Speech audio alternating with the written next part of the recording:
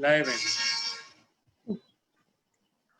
नमस्कार दोस्तों, आप सभी का मैं नीता गुप्ता हार्दिक स्वागत करती हूँ मयंक पौडवाल जी के फेसबुक सेशन में और प्लस हमारी आज की ज़ूम मीटिंग में। हमारी आज की ज़ूम मीटिंग अरुण गौतम जो बवाना गौशाला के इंचार्ज हैं, इनकी रिक्वेस्ट पर करी गई है। अरुण गौतम जी एक काफ़ी एक्टिव मेंबर हैं। गौशाला के ये इंचार्ज तो हैं, लेकिन ये कहते हैं कि मुझे आप गौपालक ही कहें, इंचार्ज ना कहें। और ये अपने गालिब सोसाइटी में रहते हैं प्रीतमपुरा में। गालिब सोसाइटी के भी ये एक्स सेक्रेटरी रह चुके हैं और इसके अलावा तरुण इंक्लेव, दीपाली एवं आसपास जितनी सोसाइटी है, इनके काफ़ी ये एक्टिव मेंबर हैं, अपनी सेवाएँ देते रहते हैं। इसके अलावा बवाना गौशाला के बारे में बताना चाहूँगी कि बवाना गौशाला बवाना में दिल्ली और एनसीआर की सबसे बड़ी गौशाला है। यहाँ लगभग 9,000 गायों का यहाँ पे पालन-पोषण होता है और उनकी रख-रखाव ऐसी होती है जैसे कि वृद्ध माता-पिता की करी जाती है। वहाँ पे दुधारू गायों की संख्या तो कम ही है, जो वृद्ध है, अपंग हो चुकी है और बाय बर्थ ही जिन्हें दिखाई नहीं देता है या जो छोटे बच्चे उनके हुए हैं, उनकी सेवा की आवश्यकता है, तो वहाँ पे लोग छोड़ जाते हैं। तो लगभग 9,000 गायों की सेवा करना आप देखिए बहुत ही मुश्किल काम है। वहाँ पे 3 लाख रुपए रोज़ का वहाँ पे खर्चा है गायों का और जो वहाँ पे सेवक हैं, वो दिन-रात वहीं रहते हैं, सेवाएँ देते हैं, उनका परिवार भी वहीं रहता है। उन्हें भी घर दिया गया है वहाँ पे और 2 टाइम उन्हें खाना उपलब्ध करवाया जाता है सेवकों को वहाँ पे, ताकि उन्हें कोई दिक्कत ना आए। इसके अलावा उन्हें सैलरी दी जाती है, तो ये सब संचालन का काम ट्रस्टी करते हैं और अरुण गौतम जिस समय सँभाल रहे हैं, इनके अंडर काफ़ी काम होते हैं। मेरी 3-4 बार अभी मुलाकात हुई उनसे इन साल बवाना गौशाला में, तो वो हमारे प्रोग्राम्स हमेशा लाइव फेसबुक में जॉइन करते हैं, लेकिन आज किसी कारण से वो जॉइन नहीं कर पा रहे हैं। कोई उनका ज़रूरी कॉल आया हुआ है इस समय, मेरी बात हुई थी अभी उनसे, तो उन्होंने कहा कि समय होते ही मैं ज़रूर जॉइन करूँगा। और मेरी सबसे रिक्वेस्ट है कि जो हम दिल्ली एनसीआर में रहते हैं, एक बार कम से कम बवाना गौशाला ज़रूर जाएँ। क्योंकि वहाँ पे जाने से आपको एक इतनी अच्छी एनर्जी मिलती है क्योंकि जहाँ गाय रहती है, वहाँ अपने आप पवित्रता होती है, वहाँ पे कोई बीमारी ही नहीं होती है। तो वहाँ पे जाएँ और जितनी आपसे हो सके उतनी दान राशि दे सकें, वहाँ पे गायों को अपने हाथ से चारा खिला सकते हैं। वहाँ रोटियाँ बनती है, उस रोटी में अजवाइन, गुड़ और बहुत सी चीज़ें जो गाय को पौष्टिकता प्रदान करती है, लड्डू है, इस प्रकार की चीज़ें वहाँ दिन-रात बनती रहती है। तो ट्रस्टी तो अपनी सेवा देते ही हैं, हम भी जाके अपनी सेवाएँ वहाँ पे देके पुण्य प्राप्त कर सकते हैं। और जैसे कि भी हमारा सेशन हुआ था मयंक जी का, अजय जी का, दीपिका ने बताया था कि ये पुरुषोत्तम मास का महीना है। इस महीने में तो दान का वैसे बहुत अधिक महत्व है और अगर हम मूक प्राणियों की सेवा करते हैं जाके, तो ये हमारे लिए बहुत ही अच्छा होगा। हमारे लिए भी अपने ग्रहों को सुधारने के लिए, साथ ही गौ माता की भी सेवा होएगी। तो मेरी रिक्वेस्ट है कि एक बार ज़रूर वहाँ पे विज़िट कीजिए और अपनी सेवाएँ दें। तो हमारा आज का सेशन गौतम जी ने कहा था कि आप एक नॉर्मल डिज़ीज़ जो आजकल सभी को हो रही है, high BP, low BP, anaemia, stress, इन पर आप रखिए। तो हम पहले चर्चा करते हैं हाई बीपी के ऊपर।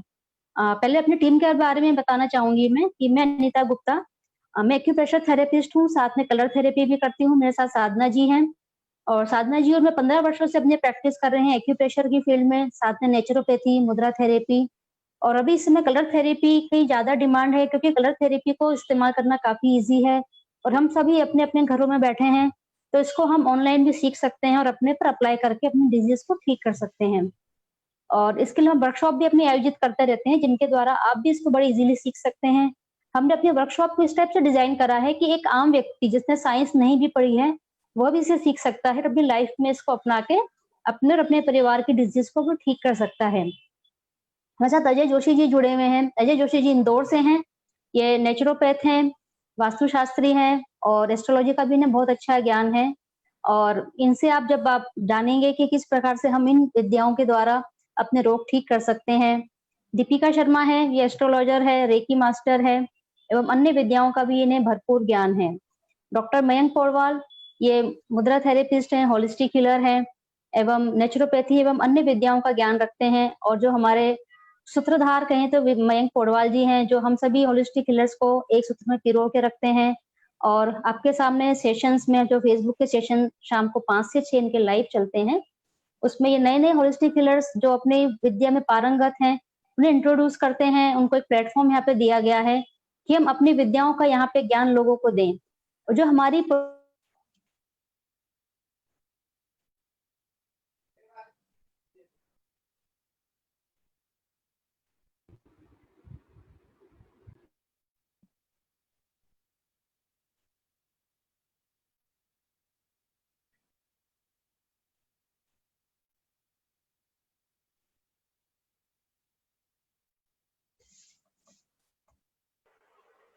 क्या हो गया पता नहीं। मयंक जी,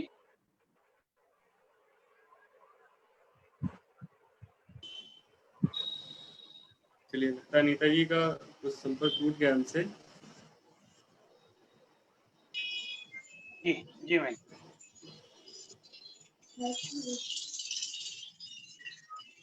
आवाज आ रही सर? जी हाँ, जी आ बिल्कुल। रही है, अब आ रही है। आवाज आ रही है? हाँ हाँ जी आ रही है, आपकी बात हाँ साफ आ रही है।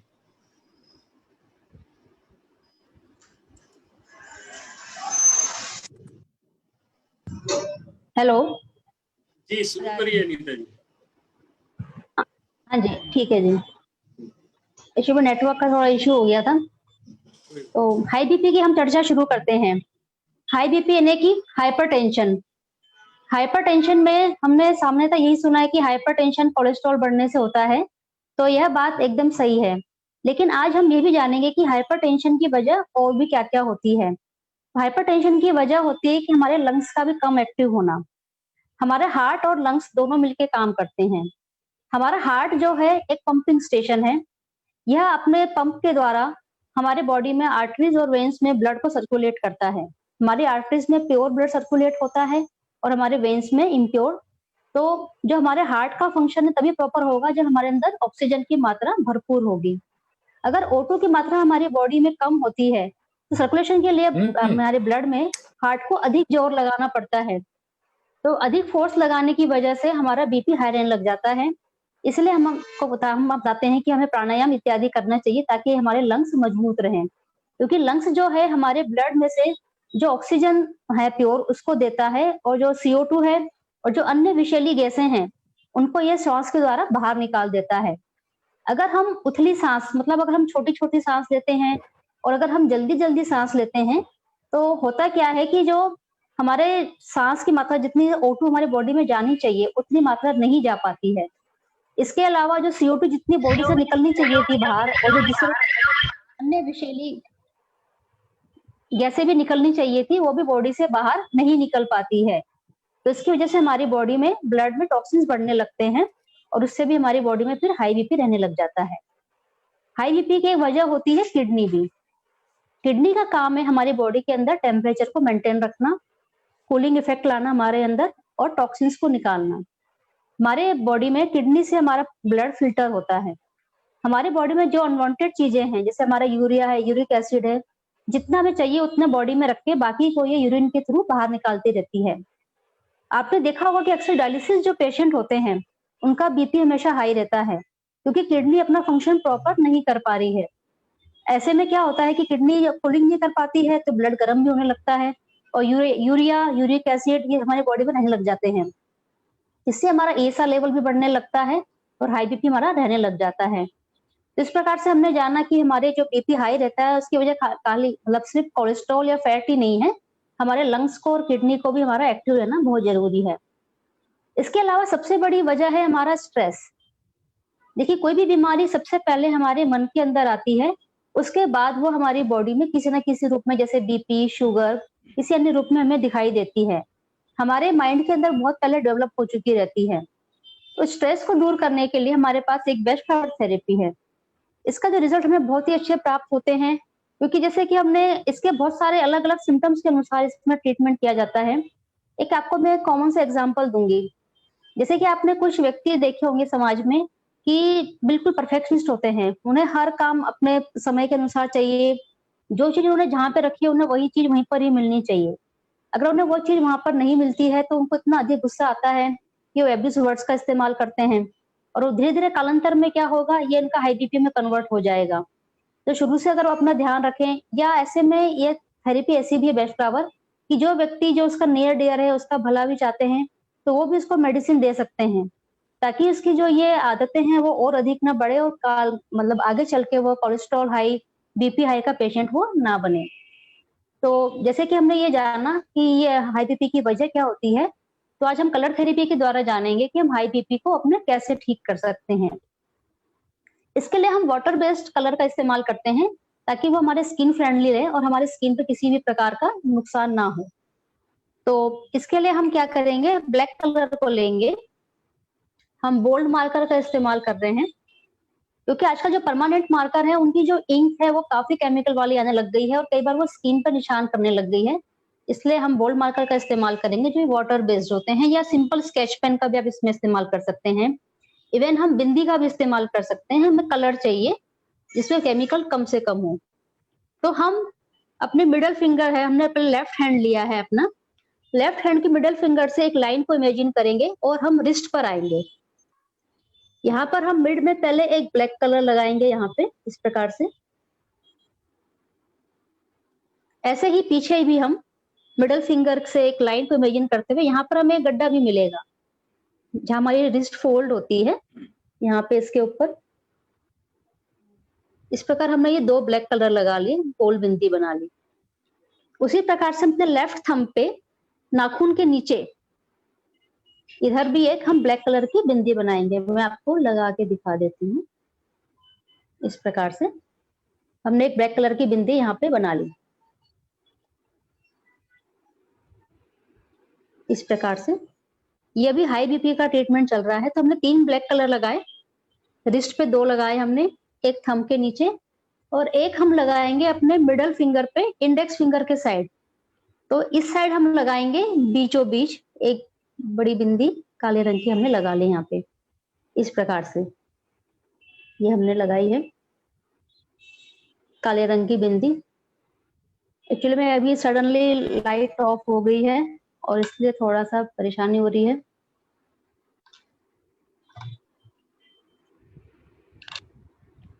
अब हम लेंगे वॉयलेट कलर। वॉयलेट कलर को हम, जो हमारी इंडेक्स फिंगर है इसकी लाइन इमेजिन करते हुए, इसके साथ एक लाइन चल रही है और यहाँ पर हम वॉयलेट कलर लगाएंगे इधर।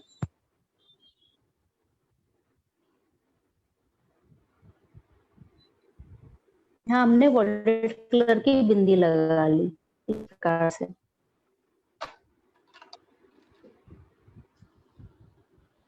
अब नेक्स्ट हम लेंगे स्काई ब्लू कलर। तो हम अपने रिंग फिंगर के सीध में यहाँ पे हम लगाएंगे स्काई ब्लू कलर।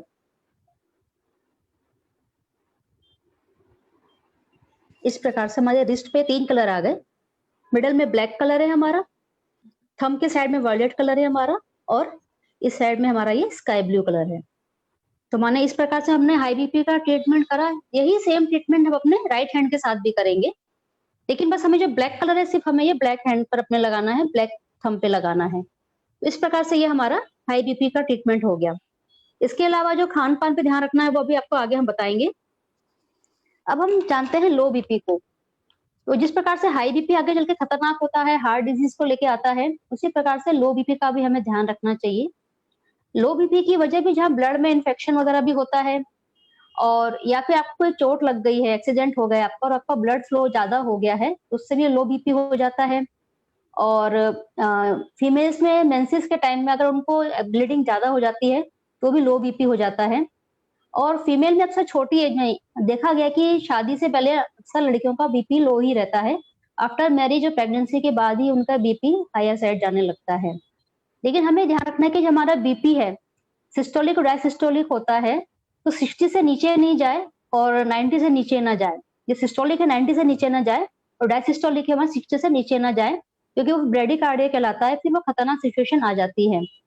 तो लो बीपी में सबसे अच्छा ये उपाय होता है कि जैसे आपको मालूम पड़े कि किसी व्यक्ति को लो बीपी रहता है, उसको चक्कर आ गए हैं, तो लो बीपी की पहचान में यह है कि उसमें चक्कर हमें ज्यादा आते हैं। चक्कर तो हमें हाई बीपी में भी आते हैं, लेकिन लो बीपी में चक्कर ज्यादा आते हैं क्योंकि हमारी जो बॉडी होती है उसका टॉलरेंस कम हो जाता है, ब्लड का फ्लो काफी कम हो गया है। हमारे जो वाइटल ऑर्गन्स है, हमारा ब्रेन है, उसको प्रॉपर नरिशमेंट नहीं मिलता है, तो हमें चक्कर आने लग जाते हैं। कई बार व्यक्ति बेहोश भी हो जाता है। इसका एक आपको इंस्टेंट उपचार बताते हैं कि कोई व्यक्ति अगर बेहोश हो गया है लो बीपी से, तो आप उसको जमीन पर लिटा दीजिए या पलंग पे, और तकिया उसके कंधे के और सिर के नीचे ना हो, उसके पैरों के नीचे कम से कम 6-7 तकिए लगा दे, ताकि उसका जो एंगल है पैरों का वो 60-70 डिग्री पे चला जाए। या फिर उसके पैर को पकड़ लीजिए या कुर्सी पर रख दीजिए। इससे होता क्या है कि हमारा ब्लड का फ्लो हमारे वाइटल ऑर्गन्स की तरफ, मतलब हार्ट की तरफ और ब्रेन की तरफ हो जाता है, लंग्स की तरफ। तो जो लो बीपी के कारण उसको चक्कर आ रहे हैं, जो नरिशमेंट नहीं मिल रहा है ब्रेन को और हार्ट को, वो मिलना शुरू हो जाता है। एक प्रेशर पॉइंट भी होता है लो बीपी के लिए, यहाँ पे नाक के नीचे, जैनिज्म में इसको प्राण चक्रा भी कहते हैं। तो जैसे इसका नाम प्राण चक्रा है, तो ये वायु का सर्कुलेशन बढ़ा देगा आपकी बॉडी के अंदर। तो इसको आप तेज प्रेशर देके क्लॉकवाइज और एंटी क्लॉकवाइज आधा से 1 मिनट आप प्रेशर देंगे तो धीरे धीरे वो व्यक्ति बेहोशी से बाहर निकलना शुरू हो जाता है। लेकिन ये लोकल ट्रीटमेंट हुआ या पर्टिकुलर उस टाइम का ट्रीटमेंट हुआ, लेकिन आपको अपना उपचार तो लेना ही पड़ेगा। आप होलिस्टिक थेरेपीज को अपनाइए, इसके द्वारा आपका उपचार होगा। तो हम लो बीपी का भी ट्रीटमेंट आपको कलर के द्वारा बतलाते हैं। इसमें जो हमारा रिस्ट के ऊपर ब्लैक कलर था, ये तो हम लगाएंगे। जो हमारे ये इसको हम 09 कहते हैं। तो मिडल फिंगर के मिड में सामने ब्लैक कलर और पीछे ब्लैक कलर, क्योंकि ये इन्फेक्शन को निकालता है। क्योंकि लो बीपी की एक वजह इन्फेक्शन भी होती है, तो हमने इसको भी कवर कर लिया। ये हमारे हाई बीपी में भी काम कर रहा था। अब इसमें हमें चेंजेस क्या करने हैं। ये लो बीपी का ट्रीटमेंट चल रहा है, आप ध्यान रखिएगा। तो इसमें हमने जहाँ ये ब्लैक कलर लगाया था, वहीं पे इसको हम रेड कलर लगाएंगे। तो जिन्हें लो बीपी रहता है वो ब्लैक नहीं लगाएंगे, वो यहाँ पे रेड कलर की बड़ी सी बिंदी बना के यहाँ पर लगाएंगे ये उसको, इस प्रकार से। और हमने जो रिस्ट के ऊपर हमने यहाँ वॉयलेट कलर लगाया था, इंडेक्स फिंगर की सीध में हमने जो वॉयलेट कलर लगाया था, इस पे हम लगाएंगे हमारा डार्क ब्लू, जिसको हम नेवी ब्लू भी कहते हैं। उस कलर को हम यहाँ पे लगाएंगे। ये नेवी ब्लू कलर का मैं इस्तेमाल कर रही हूँ। यहाँ पे हमने यहाँ पे नेवी ब्लू कलर लगाया, और इस साइड भी नेवी ब्लू कलर ही आए, दोनों साइड ना सेम कलर आएगा। बीच में हमारा ब्लैक कलर है और दोनों साइड नेवी ब्लू कलर आएगा। ये हमारा लो बीपी के लिए ट्रीटमेंट है। तो जो हमारे रिस्ट के पॉइंट है, ये हम दोनों रिस्ट के ऊपर लगाएंगे। और जो ये हमने थंब पे कलर लगाया है, ये कलर जो हमने लगाया है, ये हमारा सिर्फ लेफ्ट में रहेगा। और हमने जो यहाँ पे कलर लगाया था ब्लैक कलर का इंडेक्स मिडल फिंगर पे, इसको हम रेड कलर में कन्वर्ट कर लेंगे। यहाँ पर हम रेड कलर लगाएंगे, तो ये हमारा पूरा ट्रीटमेंट हो जाएगा लो बीपी का। और प्लस हम यहाँ पे अपने इधर भी करेंगे, प्रेशर देंगे। तो इसको धीरे धीरे करते रहने से हमारा ये जो पॉइंट है धीरे धीरे ठीक होने लग जाएंगे, जब हमें लो बीपी की समस्या है। लेकिन साथ ही हमें स्ट्रेस का ध्यान रखना है कि हम स्ट्रेस को ना आने दें। उसके लिए हम बेस्ट पावर का ट्रीटमेंट लें। हमारी और भी बहुत सारी थेरेपीज हैं, उसका भी इस्तेमाल कर सकते हैं। तो इस प्रकार से हमने कलर थेरेपी के द्वारा जाना कि हम हाई बीपी और लो बीपी का ट्रीटमेंट हम कैसे कर सकते हैं। अब साधना जी आपको बतलाएगी कि हम अपने एनीमिया का प्रॉब्लम को कैसे ठीक कर सकते हैं कलर थेरेपी के द्वारा। आइए साधना जी। धन्यवाद अनीता जी, आपने बहुत अच्छे से बताया कि किस तरह हम होलिस्टिक थेरेपी द्वारा कलर थेरेपी के द्वारा अपने हाई बीपी और लो बीपी को मैनेज कर सकते हैं, उनका ट्रीटमेंट कर सकते हैं। तो ये तो सबसे पहले सर्वविदित है कि जो प्रॉब्लम्स जो है, जो भी बीमारी है, वो सबसे पहले आपके विचारों में आती है, आपके ब्रेन में आती है। तो हम उस विचारों को ब्रेन से इतनी जल्दी हटा दें या इतनी जल्दी उनको नेगेटिव थॉट्स को हटा दें कि वो हमारे फिजिकल बॉडी में कन्वर्ट ना हो, जो बीमारी है फिजिकल बॉडी में कन्वर्ट ना हो। तो इसके लिए जैसे अनीता जी ने आपको बताया कि मानसिक तनाव और चिंता और बहुत सारी चीज़ें हैं, जैसे अनीता जी ने बताया कि कोई परफेक्शनिस्ट होता है, तो इन सब चीज़ों के लिए आप बैच फ्लावर थेरेपी का अगर ट्रीटमेंट लेते हैं तो वो बहुत अच्छा ट्रीटमेंट होता है। साथ ही साथ अगर आप कलर थेरेपी करते हैं, नेचुरोपैथी करते हैं, मुद्रा थेरेपी करते हैं, तो ये एक टोटल में आपकी होलिस्टिक हीलिंग हो जाती है। और जो हमारा मकसद है कि पूरे भारत को होलिस्टिक हीलिंग के द्वारा ठीक करना और स्वस्थ भारत बनाना, वो मकसद हमारा कामयाब हो जाएगा अगर आप इन सब चीज़ों के पीछे आएंगे और होलिस्टिक हीलिंग के तरफ अगर आप लोग आते हैं। मैं आप लोगों से ये गुजारिश करती हूँ कि इस थेरेपी को आप अपनाएं, क्योंकि जब आप अपनाएंगे तभी आपको उनके रिजल्ट्स मिलेंगे, और जब आपको रिजल्ट्स मिलेंगे तो आपको इस पे विश्वास आएगा। तो अब जैसे मैं बताना चाहूँगी एनीमिया। एनीमिया का मतलब होता है आपके खून में हीमोग्लोबिन की कमी हो जाना। हीमोग्लोबिन की कमी एक छोटी सी एक बात है कि हीमोग्लोबिन कम हो गया है, लेकिन उससे आपको इतनी बीमारियां हो सकती हैं। आपकी याददाश्त कमज़ोर हो सकती है, आलस्य, थकान और सिर चकराना, जैसे अनीता जी ने आपको बताया कि अगर बीपी लो हो जाता है तो भी क्या बोलते हैं, सिर चकरा रहा है, वैसे जब आप एनीमिक हो जाते हैं तो आपका बीपी भी लो हो जाएगा और आपको सिर भी चकराने लगेगा। और एनीमिक होने के कारण आप में उदासी की भावना, नेगेटिव थॉट्स ज़्यादा आते हैं, सांस छोटी छोटी चलने लगती है। और नेगेटिव थॉट्स जब आपके बहुत ज़्यादा आते हैं तो वो अगर परसिस्ट करें तो आप सोचिए कि डिप्रेशन के भी शिकार हो सकते हैं। तो एक छोटी सी चीज़ है कि आप एनीमिक हैं और उससे आपको कितनी कितनी बीमारियां हो सकती हैं। तो आप किसी भी चीज़ को छोटा ना समझें और उसको प्रॉपर ट्रीटमेंट लें, चाहे वो होलिस्टिक ट्रीटमेंट लें, चाहे जैसे भी आप ट्रीटमेंट लें, लेकिन किसी भी चीज़ को आप छोटा ना समझें। अब एनीमिक के होने के कारण क्या क्या होते हैं? एनीमिक होने के कारण है आपकी बॉडी में आयरन की कमी है, आपकी बॉडी में प्रोटीन, विटामिन्स की कमी है। अगर अंदर लिवर में कोई प्रॉब्लम हुई, कई बार फैटी लिवर हो जाता है, कई बार एनराज लिवर हो जाता है, तो इसमें अगर कुछ कमी हुई तो भी क्या होता है कि लिवर हमारा केमिकल फैक्ट्री है, तो आरबीसी प्रॉपर मात्रा में नहीं बनते हैं।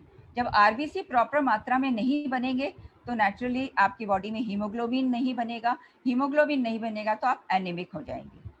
और कई बार क्या होता है, चोट लगने से, लड़कियों को पीरियड्स में ज़्यादा ब्लीडिंग होने से, बवासीर होने से, ज़्यादा ब्लीडिंग होने से, तो इन सब वजहों से आपका खून बहुत ज़्यादा निकल जाता है, तो उस वजह से भी आप एनीमिक हो जाते हैं। एनीमिक होने का एक बहुत बड़ा कारण है मानसिक तनाव और टेंशन।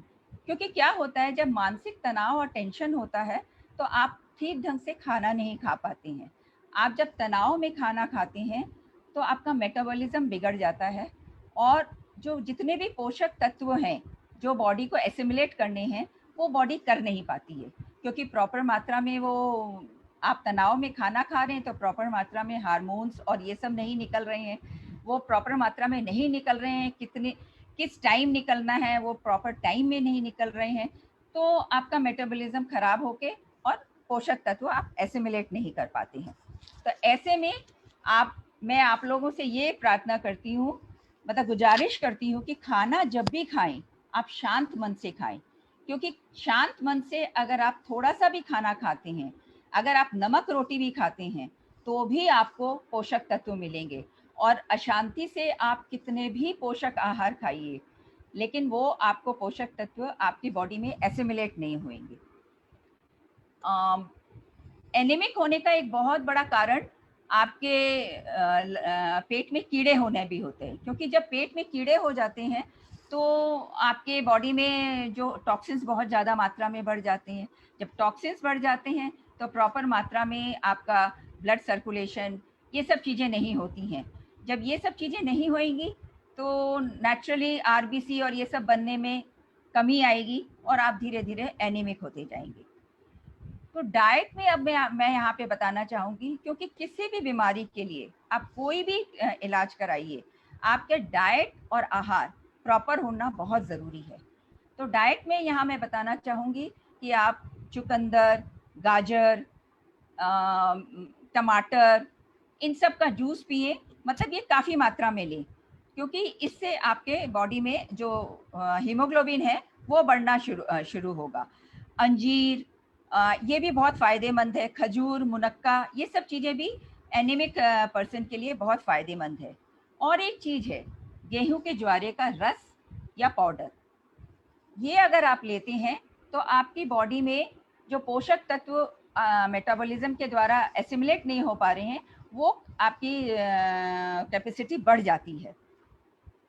और होलिस्टिक हीलिंग में आप जैसे प्राणायाम में आप सूर्य नमस्कार करें, आप शवासन करें, आप ये सब करेंगे। प्राणायाम में आप शवासन, सूर्य नमस्कार करेंगे तो आपकी बॉडी में जो है एक एक्टिवनेस आएगी, अंदर के ऑर्गन्स में एक एक्टिवनेस आएगी। और सबसे बड़ी बात है ध्यान लगाना, चाहे 5 मिनट का ही ध्यान लगाइए, लेकिन आप ध्यान ज़रूर लगाइए। इससे आपका मन शांत होगा और मन शांत होगा तो अंदर से आपके इम्यूनिटी सिस्टम बढ़ेगा, आपकी बॉडी चीज़ों को, जो भी आप आहार खाएंगे उनमें से पोषक तत्वों को अपने अंदर लेने में सक्षम हो जाएगी। ये तो मैंने बताया आपको डिफरेंट थेरेपीज के द्वारा आप कैसे एनीमिक अपने एनीमिया का ट्रीटमेंट कर सकते हैं। अब मैं आपको बताती हूँ कलर थेरेपी के द्वारा आप कैसे अपने एनीमिया का ट्रीटमेंट कर सकते हैं। कलर थेरेपी में आपको जो एनीमिया का ट्रीटमेंट करना है उसमें आपको राइट हैंड की जो इंडेक्स फिंगर है उसके नीचे वाले जॉइंट पे आपको ब्लैक कलर लगाना है। ये देखिए, इस तरह आपको नीचे वाले जॉइंट पे ब्लैक कलर लगाना है और राइट हैंड की जो रिंग फिंगर है उसमें नीचे वाले जॉइंट पे आपको येलो कलर लगाना है।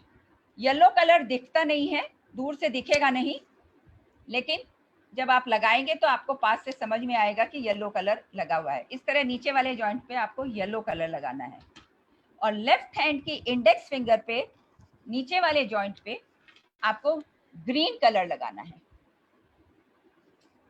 तो आपने देखा कि 3 उंगलियों पे राइट हैंड की 2 उंगलियां और लेफ्ट हैंड की 1 उंगली, राइट हैंड की इंडेक्स फिंगर और रिंग फिंगर और लेफ्ट हैंड की इंडेक्स फिंगर, इन 3 उंगलियों के नीचे वाले जॉइंट पे आपको कलर्स लगाने हैं। राइट साइड में आपको ब्लैक और येलो कलर लगाना है, ब्लैक कलर इंडेक्स फिंगर पे, येलो कलर आपकी रिंग फिंगर पे, और लेफ्ट साइड में आपको इंडेक्स फिंगर के नीचे वाले जॉइंट पे आपको ग्रीन कलर लगाना है। तो इस तरह आपने देखा कि कलर थेरेपी के द्वारा आप अपने एनीमिया का कैसे ट्रीटमेंट कर सकते हैं। अब जो एक बहुत कॉमन चीज़ है जो आजकल बहुत ज़्यादा जल्दी लोगों को बीमार पड़ने लगते हैं जिनकी इम्यूनिटी कमज़ोर होती है, तो वो है फीवर। अब फीवर क्या है? हमारी बॉडी का जो टेम्परेचर है वो 96.4 डिग्री है, तो उससे ज़्यादा जो आपका बॉडी का टेम्परेचर होना है, इसका मतलब आपको फीवर है। फीवर क्या होता है? फीवर ये दर्शाता है कि हमारी बॉडी अपने अंदर अग्नि तत्व के द्वारा विजातीय द्रव्यों को जलाकर, मतलब टॉक्सिन्स को जलाकर अंदर से हमारी बॉडी को क्लीन कर रही है। लेकिन आजकल क्या होता है, जरा सा भी बुखार होता है लोगों को तो लोग एंटीबायोटिक्स ले लेते हैं और कोशिश करते हैं कि वो बुखार जल्दी से जल्दी उतर जाए। मैं आपको ये बताना चाहूँगी कि बुखार एक प्रक्रिया है, ईश्वर की तरफ से प्रक्रिया है अंदर से विषादी द्रव्य को निकालने के लिए। जब आपको तेज बुखार हो तब आप सिर पे और पेट पे दोनों पे पानी की पट्टी रखें और बुखार को कम करने की कोशिश करें। लेकिन जब आपको 99, 100 और इवन 101 तक भी बुखार है, तब तक आप कोशिश करिए कि आप जो आप ये एंटीबायोटिक्स लेते हैं वो ना लें, क्योंकि एंटीबायोटिक्स के बाद में साइड इफ़ेक्ट्स बहुत होते हैं। बाद में आपका पेट खराब हो जाता है और धीरे धीरे आपकी एंटीबायोटिक्स से आपकी इम्यूनिटी कमज़ोर हो जाती है और दूसरी बीमारियां भी बहुत जल्दी आपकी बॉडी में पनपने लगती हैं। तो सभी बुखार, इन चीज़ों से आप ये समझ सकते हैं कि सभी बुखारों का जो भी बुखार होते हैं, चाहे वो निमोनिया हो, चाहे वो फ्लू हो, चाहे वो टाइफाइड हो, उन सब का एक ही कारण है कि गलत आहार विहार के कारण हमारी बॉडी में टॉक्सिन्स ज़्यादा इकट्ठा हो जाना। और टॉक्सिन्स इकट्ठे हो जाते हैं तो क्या होता है, हमारी इम्यूनिटी कमज़ोर हो जाती है। इसको हम इस तरह से समझ सकते हैं कि अगर हम 2 कचरे के डिब्बे रखें, एक साफ सुथरा है उसमें कुछ भी नहीं है और एक कचरे के डिब्बे में कचरा भरा हुआ है, तो जो कीड़े मकोड़े हैं वो कौन से डिब्बे की तरफ आएंगे? कचरे वाले डिब्बे की तरफ आएंगे। तो उसी तरह जो साफ सुथरा डिब्बा है उसमें तो वो आएंगे नहीं। तो उसी तरह हम अपनी बॉडी में लेते हैं कि हमारी बॉडी में अगर टॉक्सिन्स ज़्यादा होंगे तो हमारी इम्यूनिटी कमज़ोर होगी और बीमारियां ज़्यादा आएंगी। तो फीवर में सबसे अच्छा जो डाइट हम कह सकते हैं कि वो है आप लिक्विड डाइट लीजिए। आप नारियल पानी लीजिए, आप जूसेस लीजिए, आप नींबू पानी लीजिए, जौ का पानी, जौ को उबाल के उसका पानी पीजिए। जितना आप लिक्विड डाइट लेंगे उतना क्या होगा, आपके बॉडी की एनर्जी को खाने को पचाने में कम काम करना पड़ेगा, वो जल्दी जल्दी पचेगा और आपकी जो एनर्जी है वो आपको ठीक करने में और आपकी इम्यूनिटी को मजबूत करने में अपना काम करेगी। तो इसलिए जब तक आपको फीवर है आप कोशिश करिए 1 या 2 दिन आप लिक्विड डाइट पे रहें। पानी ही फीवर का बहुत अच्छा, हम कह सकते हैं कि एक तोड़ है। आप जितना पानी पिएंगे उतना बॉडी से टॉक्सिन्स बाहर निकलेंगी। अगेन आप सूर्य तप्त नीली बॉटल का पानी अगर पीते हैं 2-2 घंटे में, अगर सूर्य तप्त नीली बॉटल का पानी पीते हैं तो आपको बुखार में बहुत आराम आएगा। यहाँ पे मैं प्राणायाम और ये नहीं कहूँगी क्योंकि बॉडी वीक होती है। आप ध्यान लगाइए, ध्यान लगाने से आपका माइंड शांत होगा और माइंड शांत होने से आपके नेगेटिव विचार दूर होंगे। तो अब कलर थेरेपी के द्वारा आप कैसे अपने बुखार को ठीक कर सकते हैं ये मैं आपको बताती हूँ। कलर थेरेपी में सबसे पहले मैं ये जो कलर्स बता रही हूँ ये मैं आपको लेफ्ट हैंड में बता रही हूँ, लेकिन आपको दोनों हैंड में लगाने हैं इसको। तो सबसे पहले आप पीछे की तरफ, आप दोनों अंगुलियों के बीच में यहाँ पे अपने कोहनी तक आए, यहाँ पे आपको एक गड्ढा भी मिलेगा, यहाँ पे आप ब्लैक कलर लगाएं और वैसे ही सामने की तरफ दोनों अंगुलियों के बीच में यहाँ पे आप ब्लैक कलर लगाएं। ये मैंने देखिए लगा के रखा हुआ है, आप देख लीजिए। ऐसे बीचों बीच आप ब्लैक कलर लगाएं और ऐसे ही पीछे बीचों बीच आप ब्लैक कलर लगाएं, ठीक है। फिर उसके बाद आपको छोटी उंगली की तरफ ब्लैक के पास में आपको लगाना है लाइट ब्लू कलर।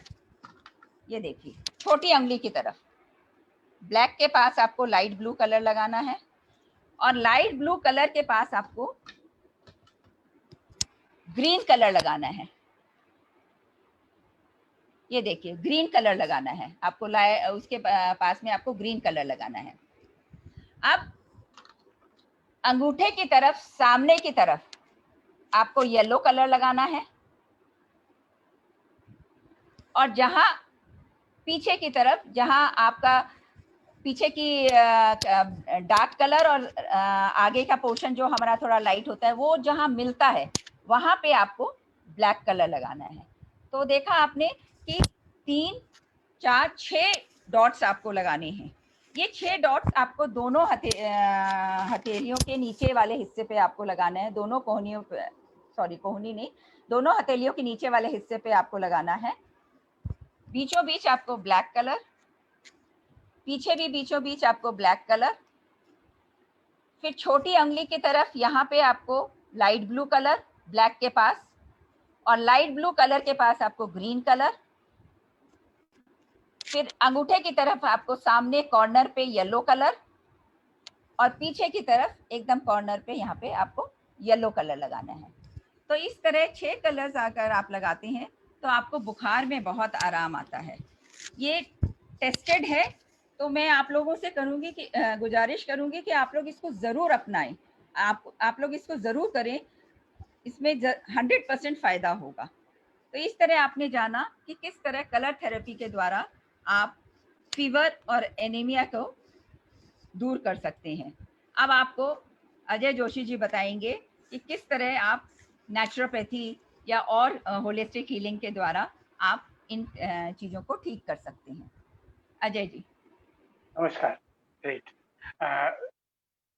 साधना जी, अनीता जी, दीपिका जी और हमारे हीरो डॉक्टर मयंक, है ना, और सारी टीम, सबका उद्देश्य एक ही है, हम स्वस्थ रहें, है ना। तो पहला नारा हमको ये रखना है, मैं स्वस्थ हूँ। हमेशा ये नहीं बोलना हम बीमार नहीं पड़े, उसके लिए क्या करना है, बीमार शब्द आने। अब ये सवाल ही आता है जो हाई बीपी है, लो बीपी है,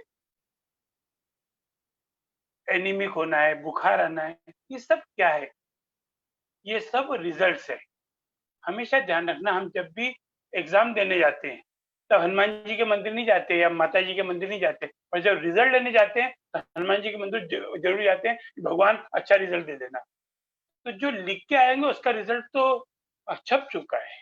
तो हमको ये जानना है कि हमें कब, कितना और कैसे खाना है, बेसिक चीज है। अभी एक मेरे पास पाइल्स के मरीज आए थे, उनको पाइल्स बहुत परेशान दे रहा था, कुछ नहीं किया उनको, ना तो भुट्टे के बाल खिलाए, ना कुछ नहीं, बोला खाना चबा चबा खाओ, ठीक हो गए। तो हमको ये ध्यान रखना है, हमें जानना है कि हमें कितना खाना है, कब खाना है, कैसे खाना है और है ना, फिर हम क्या करते, बिना भूख के खाते।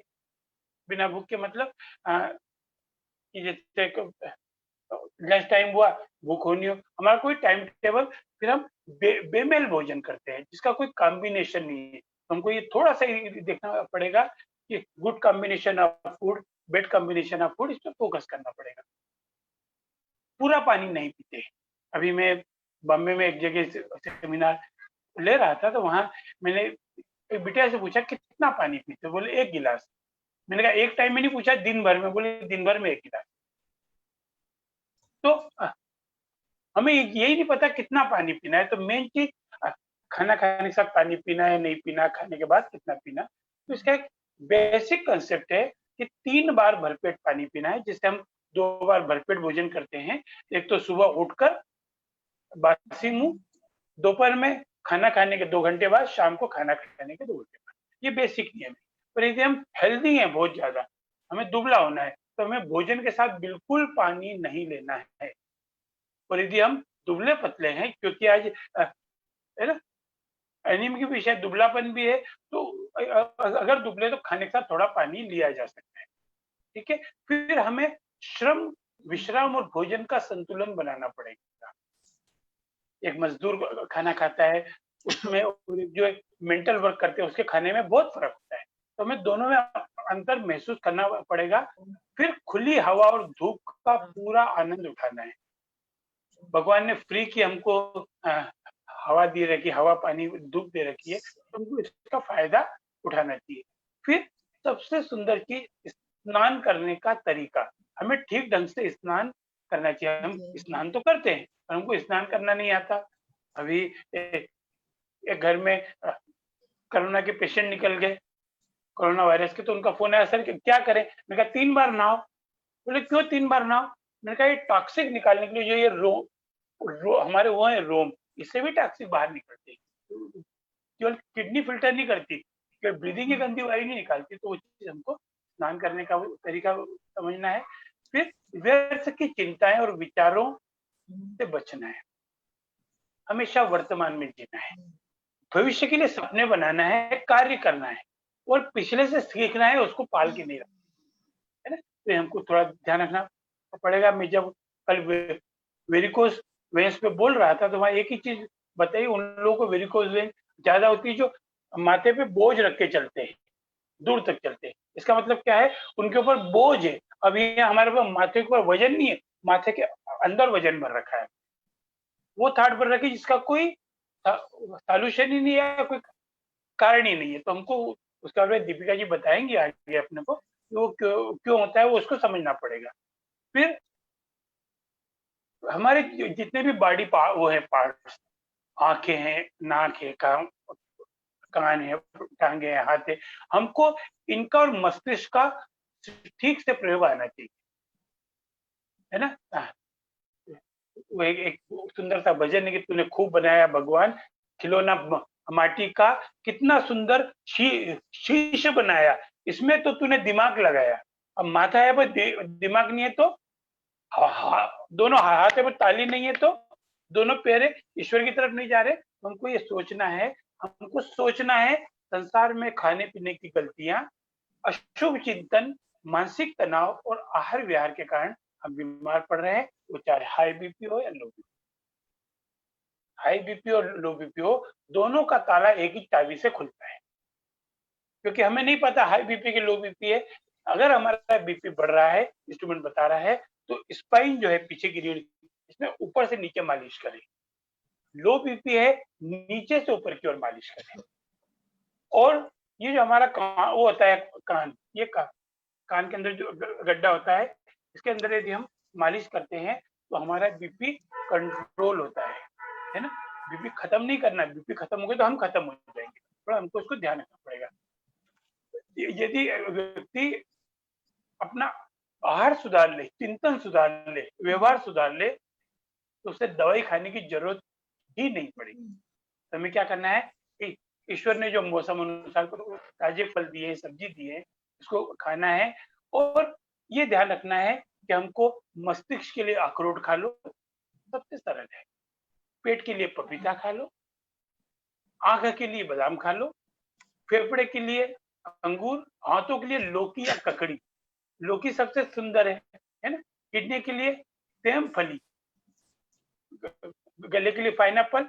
हमको खाने में ही देखना पड़ेगा कौन सी चीज, पर हम क्या करते हैं, हमें ये पसंद है ये पसंद नहीं है।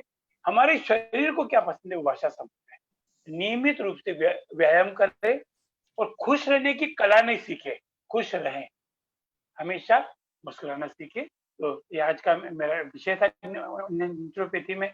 साधना दी ने तो बहुत अच्छा बताया है, और मैंने इसको बताया आगे ज्योतिष में। ज्योतिष हम एक अलग फील्ड, हम अपने आप को कैसे ईश्वर से जोड़ सकते हैं वो बताने के लिए हमारे साथ आचार्य दीपिका शर्मा जी हैं, है ना। तो उनका स्वागत करते हैं दीपिका जी का। ये दीपिका।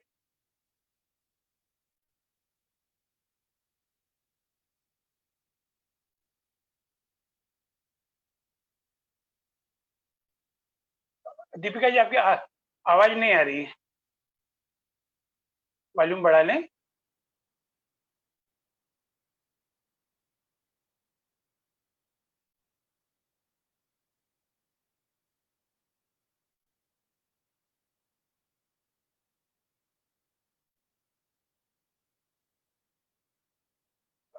वॉल्यूम बढ़ा के देखें।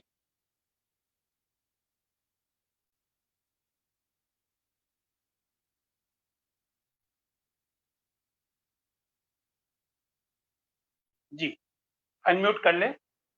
हाँ जी, ठीक है। जी बिल्कुल, बहुत बढ़िया।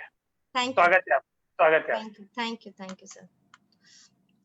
आज का जो हम लोगों ने विषय लिया है वह तो सच में आज मुझे लगता है हर घर के अंदर 4 लोग रह रहे हैं तो 4 में से 2 लोगों को बीपी की आज नहीं है तो कल प्रॉब्लम हो ही जाती है। बीपी कुछ नहीं है, ये हमारे सिर्फ थॉट प्रोसेस की ये प्रॉब्लम जो है ये हमारे विचारों की है, क्योंकि जो विचार है हमारे मन से आते हैं। और ये हमारा जो ज्योतिष के अंदर है, ज्योतिष में 3 प्लैनेट्स हैं जो हमारे को ब्लड प्रेशर हाई या लो देंगे। शरीर में जो नसें हैं वह बुध का कारक है, और जो उसमें खून बह रहा है वह मंगल का कारक है, और जो उसमें जम जाता है जो अभी कोलेस्ट्रॉल, जैसे अनीता जी ने बताया कि कोलेस्ट्रॉल बढ़ने से होता है, वह हमारे गुरु का कारक है। और सूर्य है क्योंकि वो हार्ट से जितना भी ब्लड सर्कुलेशन है वह हार्ट के थ्रू होता है साइकिल, तो उसका कारण हमारे जो पंपिंग है वह सूर्य है।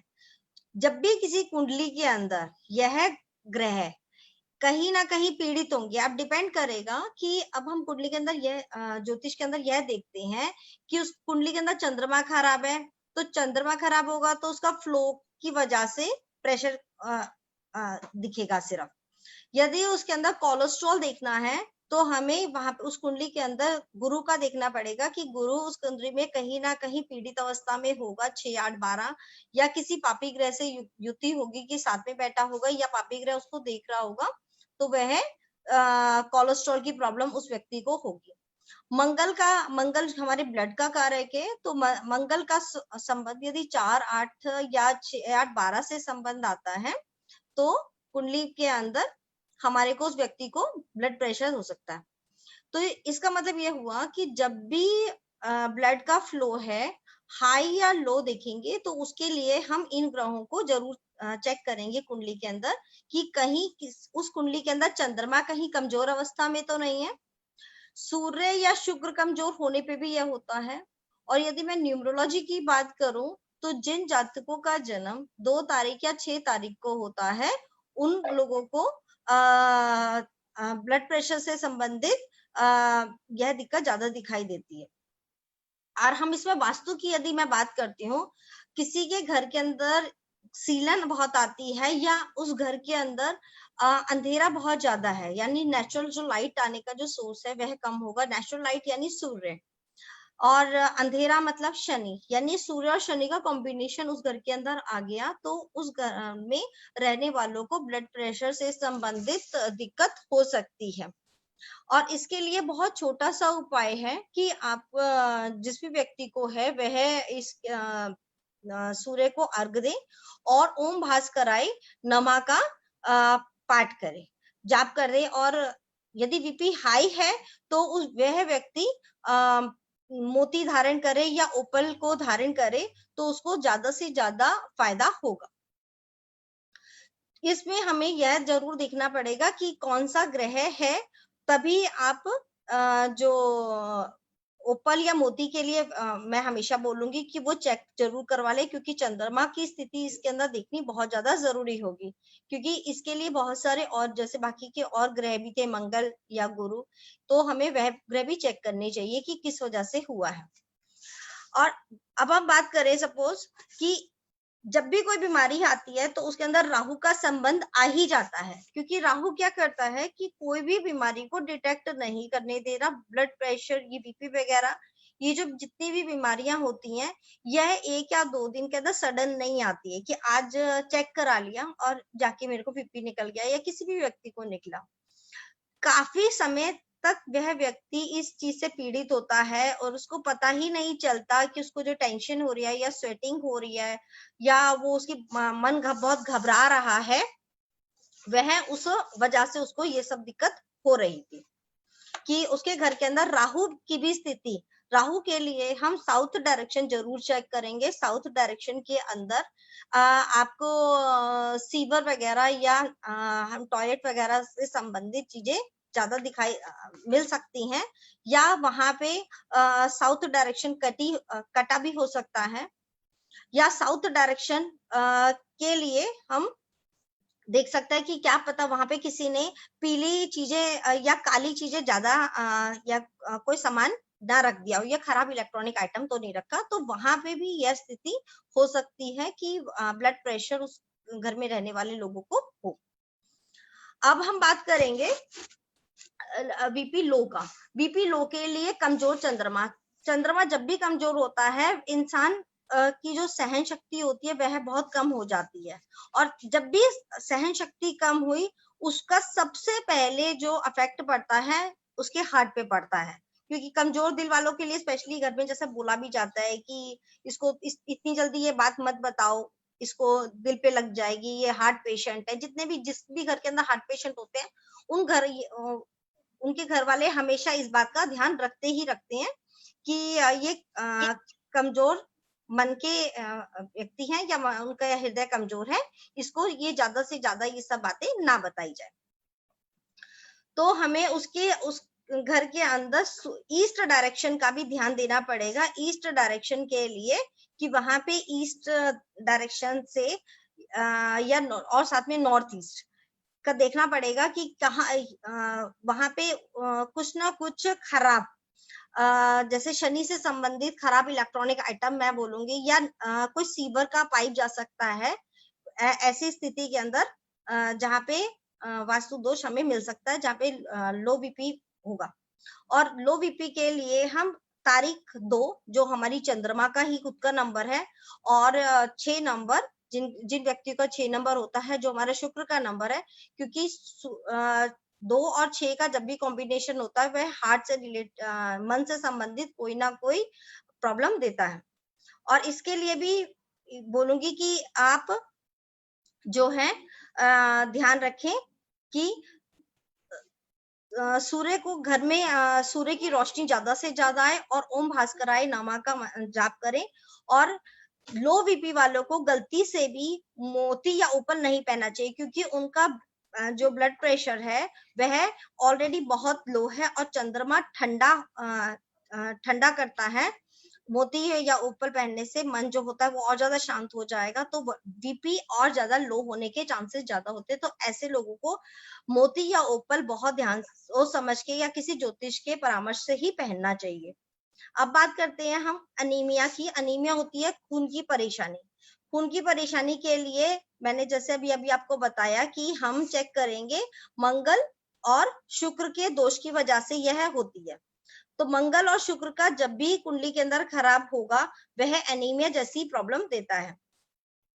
तो उसके लिए मंगल हम कैसे चेक कर सकते हैं? मंगल नीच ग्रहों के साथ बैठा हो, या मंगल 4 या 8 भाव के अंदर हो, या मंगल, बिकॉज जो मंगल है वो अमावस्या से जुड़ी दिक्कतें देता है। अमावस्या जब भी अमावस्या किसी बीमारी में के साथ होगा, का रीजन अमावस्या होगा, तो उसके लिए हमें मंगल जरूर चेक करना चाहिए। तो मंगल के लिए कोई भी व्यक्ति मंगल की उपासना करे, हनुमान जी का करे, और ओम क्राम क्रीम क्रोम सा भूमाए मंत्र का और का जाप करे।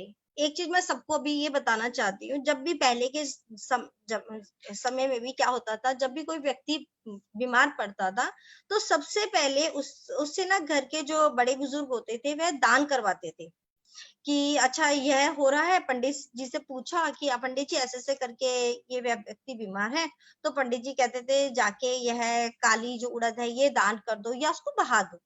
काली उड़द हमारे शनि का कारक आ जाती है, और कहीं ना कहीं जब भी बीमारी होती है तो वहां पे शनि का कारक, शनि जैसे नसों में जो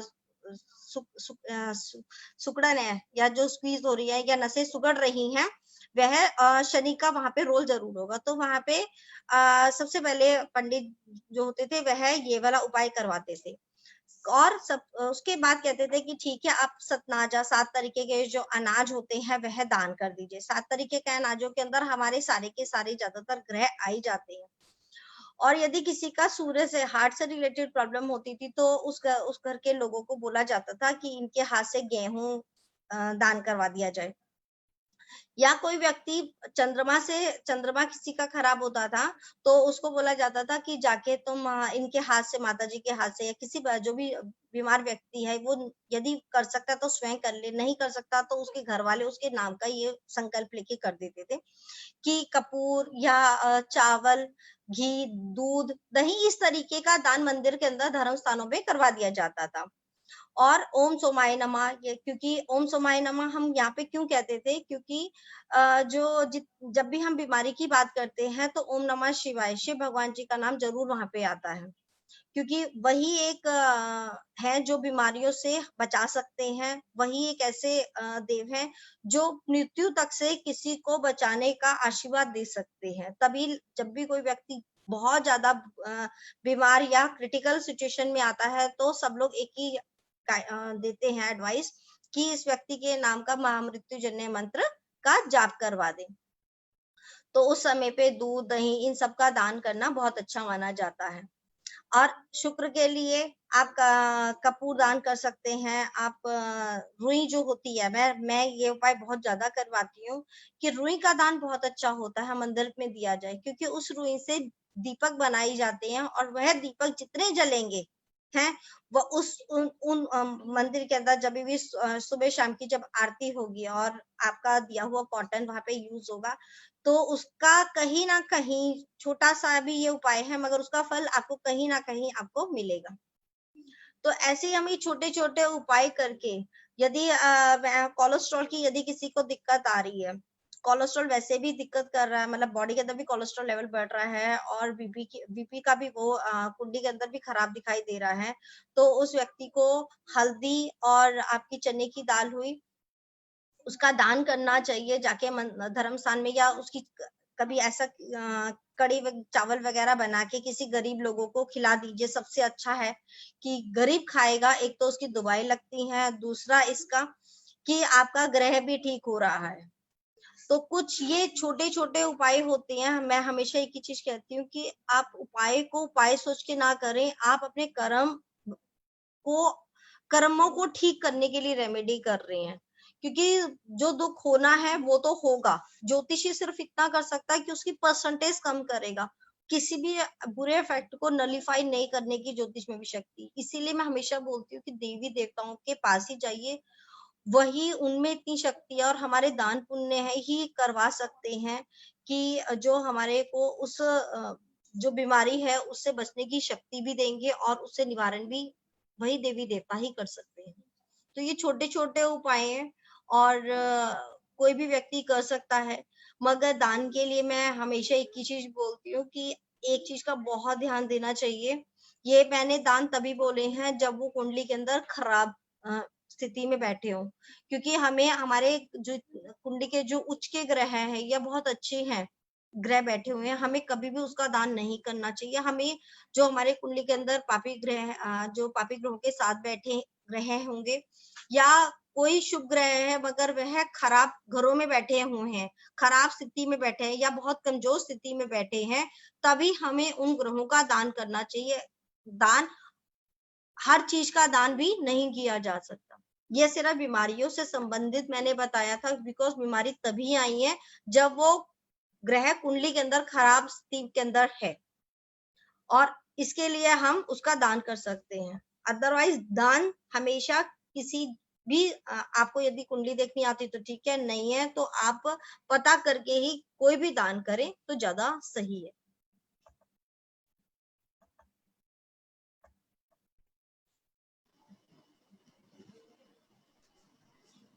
जी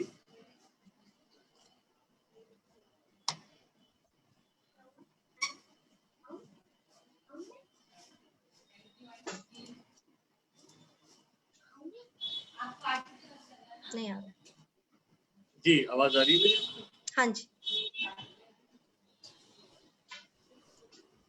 जी, आज अभी तक आप लोगों ने सुना कि कलर थेरेपी से कैसे ट्रीटमेंट हो सकता है, नेचुरोपैथी से कैसे ट्रीटमेंट हो सकता है, अपना खाना पीना ठीक करके आप अपने आप को ठीक कर सकते हैं, और साथ के साथ एस्ट्रोलॉजी से कैसे अपने आप को ठीक कर सकते हैं, ये आप लोगों ने जाना। और यहाँ मैं एक बात जरूर कहूँगा कि ये जो पूरा होलिस्टिक थेरेपीज का कॉम्बिनेशन है, कोई कहना है कि जो बीमारियां आती हैं वो अलग अलग तरीके से आती है कि आपने लाइफस्टाइल खराब की तो आपको कोई प्रॉब्लम आई, और एक्सीडेंटल भी चीजें आती हैं, और दूसरी चीज आती है कर्मस बीमारियां। कर्मस क्या है कि जो आप अपने प्रारब्ध के साथ लेकर आए हैं, तो वो आपको कोई अच्छा एस्ट्रोलॉजर ही बता सकता है। और दूसरी चीज क्या है कि जो हम डायग्नोज करते हैं, मैं हमेशा लोगों को बोलता हूँ कि आप अपनी कुंडली को लाइफ में एक बार और साल में एक बार जरूर कराएगा। लाइफ में एक बार क्योंकि आप पूरी लाइफ को डायग्नोज कर ले, अपने इवेंट्स पता कर ले, कब क्या क्या कैसी चीजें होने वाली हैं वो पता कर ले, और साल में एक बार डेट ऑफ बर्थ के आसपास कराना चाहिए। क्यों? क्योंकि आपको उस साल के जो भी इवेंट है उनके हिसाब से उपाय वगैरह ये सब पता चल जाते हैं। और जो बीमारियां आ रही हैं वो कहीं ना कहीं हमारी कुंडली बताती है हमको, कि हम जैसे लोग तो डायग्नोज करके रिपोर्ट्स करा के बता पाते हैं, लेकिन एक एक्सपर्ट आपको पहले ही बता देता है कि ये प्रॉब्लम आने के चांसेस होंगे उस टाइम ऑफ पीरियड में। तो आप काफी हद तक अपने आप को बचा लेंगे प्रॉब्लम से। काफी हद तक ऐसे प्रभाव देखें कि 90% तक आप अपनी प्रॉब्लम को बचा लेंगे, और जहाँ पे ऑपरेशन होना होगा वहाँ पे हो सकता है दवाइयों से काम हो जाएगा, या दवाइयाँ खानी होंगी हो सकता है वहाँ पे केवल गर्म पानी पीने इन सबसे काम हो जाएगा। तो ये चीजें जरूर करनी चाहिए। जो लोग ये सेशन आज देख रहे हैं, ये कॉम्बिनेशन बनाने का मकसद ही यही था कि हर तरीके का इलाज आप लोग समझें, कि नेचुरोपैथी से आपने जाना फूड, नहाने का तरीका, स्नान का तरीका, सुबह उठ के क्या करना है, शाम को क्या करना है, ये जाना। कलर थेरेपी से क्या कि अगर प्रॉब्लम आ गई है तो फिर आपको बिना दवाई के कैसे ठीक करना है, ये हमने कलर थेरेपी से, एक्यूप्रेशर से जाना। और एस्ट्रोलॉजी से क्या जाना कि ये प्रॉब्लम हमारे किन प्रारब्ध की वजह से आ रही है, हमने पहले क्या कर्म ऐसे कर रखे हैं जिनकी वजह से आ रही है, और हमारी कुंडली में कौन से ग्रह खराब जगह पे बैठे हैं जो हमें प्रॉब्लम दे रही है। तो ये एक कॉम्बिनेशन है। मैं भी इसमें कुछ मुद्रा जोड़ना चाहूंगा, क्योंकि मुद्रा एक ऐसी थेरेपी है जिसको आप चलते फिरते उठते बैठते कभी प्रैक्टिस कर सकते हैं। थोड़ा सा जरूरी है कि हमें किस वक्त पे कौन सी मुद्रा करनी है, इस प्रॉब्लम में कौन सी मुद्रा करनी है, और इसका क्या बेस है। तो बेस के लिए थोड़ा सा मैं बता दूं कि हमारे हाथों की जो 5 उंगलियां हैं ये पंच तत्व को रिप्रेजेंट करती हैं, और हमारे जो शरीर है वो भी पंच तत्व से मिलकर ही बना है। तो इन्हीं पंच तत्वों में हाथों की उंगलियों से कंट्रोल कर लेते हैं जो भी प्रॉब्लम हमें आती है। चाहे जैसे आज हम high BP, low BP, anaemia और फीवर की बात कर रहे हैं, बाकी की जो दूसरी प्रॉब्लम्स भी है वो भी इन पंच तत्व से रिलेटेड ही है। और ये पंच तत्व हमारे ग्रहों से भी रिलेटेड है, हमारे कलर से भी रिलेटेड है। हमारे नेचुरोपैथी तो पूरी डिपेंड ही पंच तत्व पे ही है। नेचुरोपैथी के सारे सिद्धांत पंच तत्व से ही आते हैं। तो ये पंच तत्व ही एक बेस है सारी चीजों का, सारी थेरेपी का, सारी होलिस्टिक थेरेपीज का। और यथा पिंडे तथा ब्रह्मांडे, मतलब कि जैसा कि ब्रह्मांड में है वैसे ही हमारे शरीर में है। मतलब यही पंच तत्व जो है वो पूरे संसार का भी बेस है। चाहे हम अब जब ये बेस है तो इनके बारे में जानना आपको जरूरी है कि ये जो अंगूठा है ये अग्नि तत्व को रिप्रेजेंट करता है, हमारी पहली उंगली वायु तत्व को रिप्रेजेंट करती है, हमारी ये मिडिल फिंगर आकाश तत्व को रिप्रेजेंट करती है, और रिंग फिंगर हमारी रिप्रेजेंट करती है पृथ्वी तत्व को, सबसे छोटी उंगली रिप्रेजेंट करती है जल तत्व को।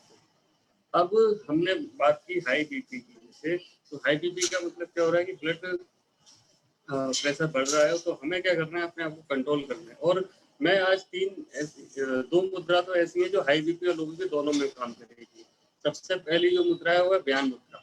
व्यान मुद्रा में क्या करना होता है, अंगूठे को हमारी पहले 2 उंगलियों से टच करना है, बाकी 2 उंगलियों को सीधा रखना है। ये व्यान मुद्रा है, ये बॉडी में क्या करती है कि सर्कुलेशन को कंट्रोल करती है, और सर्कुलेशन को कंट्रोल करती है तो ये हमारे ब्लड के सर्कुलेशन को भी कंट्रोल करेगी। अब इसको करने से क्या फायदा होगा कि अगर हमारा बीपी लो साइड जा रहा है तो वो कंट्रोल करके नॉर्मल साइड आने लगेगा, और हाई साइड जा रहा है तो कंट्रोल होकर लो साइड जाने लगेगा। क्योंकि अगर हमने हाई बीपी कोई मुद्रा की तो ऐसा ना हो बहुत ज्यादा लो हो जाए, और लो बीपी की तो ऐसा ना हो बहुत ज्यादा हाई हो जाए। तो आपको ये मुद्रा हमेशा ध्यान रखनी है, हाई और लो दोनों में काम करेगी। और दूसरी एक मुद्रा है वो है अपान वायु मुद्रा। ये क्या है कि वायु तत्व को हमें अंगूठे के बेस पे हमने दबा लिया, उसके बाद बीच की 2 उंगलियों को हमें टच करना है। अब ये मुद्रा अपान वायु क्यों बता रहा हूँ, क्योंकि ये इमरजेंसी काइंड ऑफ कंडीशन के लिए है। और जब भी बीपी बहुत ज्यादा हाई होने लगे या बहुत ज्यादा लो जाने लगे, तब आप अगर इसे करोगे तो आप अपने उस इमरजेंसी की सिचुएशन से बाहर आ जाओगे, और आपको समय मिल जाएगा प्रॉपर दवाई खाने के लिए, प्रॉपर होलिस्टिक थेरेपिस्ट से कॉन्टेक्ट करने के लिए। तो ये मुद्रा हमेशा याद रखनी है, ये 2 मुद्रा जरूर करनी है। अब जो एनीमिया की प्रॉब्लम है, इसके लिए हम प्राण मुद्रा कर सकते हैं। प्राण मुद्रा में क्या होता है कि पहले जो छोटी 2 उंगलियां हैं इनको अंगूठे से टच करना है। ये प्राण मुद्रा, जैसा कि इसका नाम है प्राण, प्राण मुद्रा क्या करती है, हमारे शरीर में बायो एनर्जी को इनहांस करती है, बायो एनर्जी को बढ़ाती है। और बायो एनर्जी का मतलब हमारे शरीर को चलाने फिराने वाली ताकत, चाहे हम उसे इम्यूनिटी बोले, चाहे हमारे शरीर का स्टेमिना बोले, चाहे हमारे अंदर की ताकत बोले, तो ये बहुत जरूरी है। इससे इसका इतना ज्यादा प्रभाव है कि हमारी इम्यूनिटी को बहुत अच्छा स्ट्रॉन्ग कर देती है, हमारी ताकत को बढ़ाती है, और हमें बहुत लंबे टाइम तक लॉन्गेविटी को बढ़ाती है। और हम कई बार तो इसको करने से आप बिना खाए भी अपना दिन बिता सकते हैं, और ऐसा हमने प्रैक्टिकल किया हुआ है जब अमरनाथ में। तो ये बहुत अच्छी मुद्रा है जो एनीमिया वालों को करनी है, और इसे कोई भी ऐसा व्यक्ति कर सकता है जो इससे ज्यादा कमजोरी महसूस होती है। और फीवर में भी ये जो प्राण मुद्रा है बहुत अच्छा काम करेगी।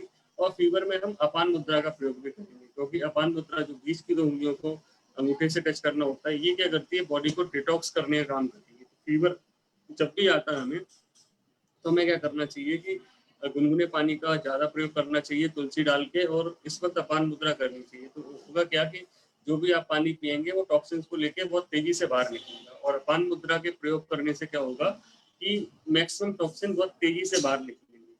तो ये तो कुछ मुद्राएं हैं जो आपको लो बीपी, हाई बीपी, एनीमिया और फीवर में प्रयोग करनी है। साथ के साथ साथ आप, जैसे कि अभी पता चला आपको भी, एज पर एस्ट्रोलॉजी सन, मंगल और तमाम ग्रह हैं जो ब्लड की प्रॉब्लम के लिए आते हैं। तो अगर सूर्य की हम बात करें तो सूर्य की जो किरणें हैं वो चिकित्सा का काम भी करती हैं। तो आप क्या कर सकते हो, ये एक ट्रांसपेरेंट बोतल, इस बोतल में 3rd फोर्थ पानी भर के ऊपर का छोटा सा हिस्सा खाली छोड़ के इसको लकड़ी के किसी पटले पे, किसी पट्टे पे आपको धूप में रखना है। सुबह अर्ली मॉर्निंग आप रखिए, शाम होने से पहले उसको उठा लीजिए, और इसको अंदर लाके किसी छाया वाले स्थान पे, इस पे दूसरी कोई रोशनी ना पड़े, इसको आप रखिए।